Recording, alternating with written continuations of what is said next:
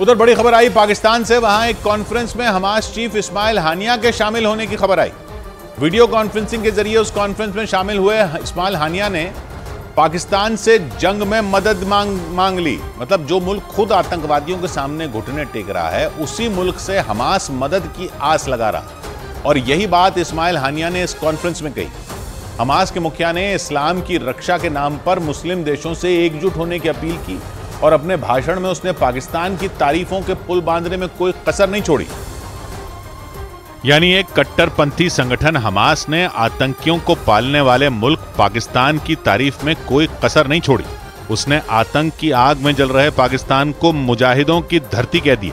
जिहाद के नाम पर हथियार उठाने वालों को मुजाहिद कहा जाता है और हमास चीफ ने पाकिस्तान को मुजाहिदों की धरती कहकर उसे आतंकिस्तान का सर्टिफिकेट दे दिया। मदद के लिए पाकिस्तान की तारीफ की ऐसी मजबूरी कि इस्माइल हानिया ने पाकिस्तान को बहादुर तक कह दिया। इतना ही नहीं, वो ये तक कहने से नहीं चूके कि अगर पाकिस्तान हमास के साथ आ जाए तो इजराइल के हमलों को रोका जा सकता है। मतलब जिस इजराइल के हमलों को ईरान और तुर्की नहीं रोक पाए, जिस जंग को मुस्लिम देशों का संगठन OIC नहीं रोक पाया, उसे पाकिस्तान अकेला ही रोक सकता है। इस्माइल हानिया ने पाकिस्तान की महज तारीफ नहीं की, बल्कि उसे चने के झाड़ पर चढ़ा दिया। इस्माइल हानिया ने ये बात तब कही जब वो हमास की जंग में मुस्लिम देशों की भूमिका पर हुई एक कॉन्फ्रेंस में शामिल हुए। ये कॉन्फ्रेंस पाकिस्तान में मजलिस इत्तेहाद उम्मा नाम के संगठन ने करवाई थी, जिसका मकसद हमास और गाजा के लिए समर्थन जुटाना था। लेकिन इस्माइल हानिया ने इस मंच का इस्तेमाल जंग में पाकिस्तान से मदद मांगने के लिए किया। 7 अक्टूबर के बाद गाजा पर शुरू हुए इजराइल के हमलों के बाद से ही हमास के नेता दुनिया के अलग अलग देशों में जाकर समर्थन मांगने में लगे हैं, जिसके लिए केवल इस्माइल हानिया ही नहीं बल्कि हमास के ज्यादातर बड़े नेता वीडियो कॉन्फ्रेंस के जरिए अलग अलग देशों में पहुंच रहे हैं। हमास से हमदर्दी रखने वाले संगठन पाकिस्तान ही नहीं, दुनिया के ज्यादातर मुस्लिम देशों में इस तरह के कार्यक्रम करवा रहे हैं। लेकिन हमास को अब तक इस तरह के किसी भी कार्यक्रम से हमदर्दी के अलावा कुछ भी हासिल नहीं हुआ। जंग के 2 महीने बीतने के बाद भी न तो गाजा पर इजराइल के हमले बंद हुए और न ही जंग में हमास को कोई सहारा मिला। हमास की कोशिश यह है कि इस्लाम के नाम पर वो ज्यादा से ज्यादा मुस्लिम देशों का समर्थन जुटाए और लोगों को जंग में शामिल होने के लिए राजी कर पाए।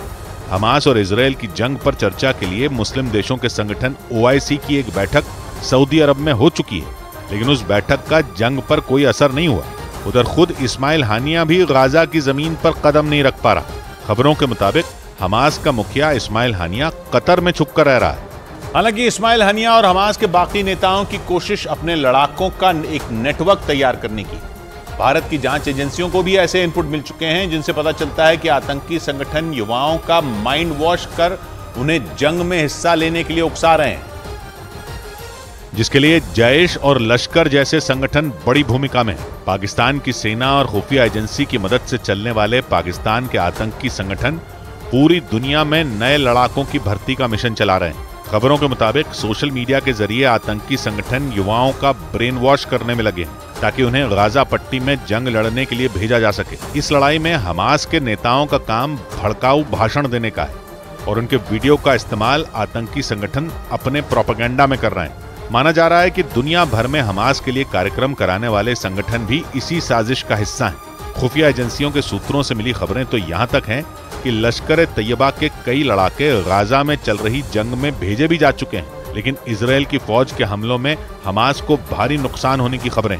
रोजाना मारे जा रहे लड़ाकों के कारण हमास बुरी तरह लाचार है, इसीलिए उसके नेता पाकिस्तान जैसे मुल्कों के सामने भी हाथ फैलाने को मजबूर है।